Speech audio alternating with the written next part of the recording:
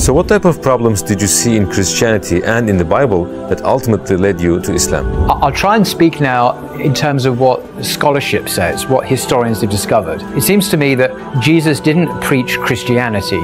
He didn't come to found a church. For example, none of the Gospels, apart from one, speak of Jesus talking about a church at all.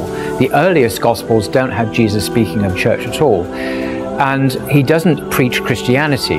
What he preaches is God. He preaches Tawheed, and he's against hypocrisy. He preaches Nia, sincerity, and the love of God and love of neighbor, and so on. So it's kind of like a renewal movement. It's a spiritual renewal movement within Judaism. So Jesus' faith, if you like, we would call that Judaism, or the faith of the Israelites. He didn't preach the incarnation. He didn't preach the Trinity. He didn't preach the atonement, according to the vast majority of historians.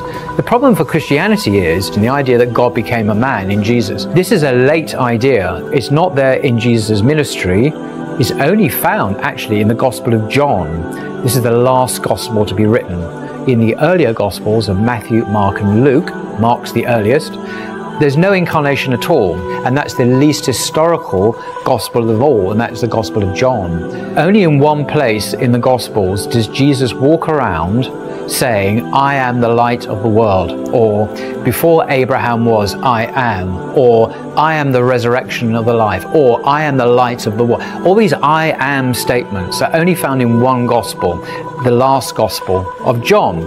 If you look at the early Gospels, Jesus never speaks like this. He speaks about God. He speaks about repentance. God is someone other than Jesus. He's not the message. God is the message. He's the messenger. He's the prophet, for sure. But he is not God. In John, it gets a bit more difficult, more complicated. Jesus comes across as a somewhat divine figure. In the beginning was the Word, the Gospel begins, and the Word was with God, and the Word was God, and the Word became flesh and dwelt among us, etc. Now, all of this is very late, and if Jesus actually went around saying these amazing things that John claims he did, why did no one else report that?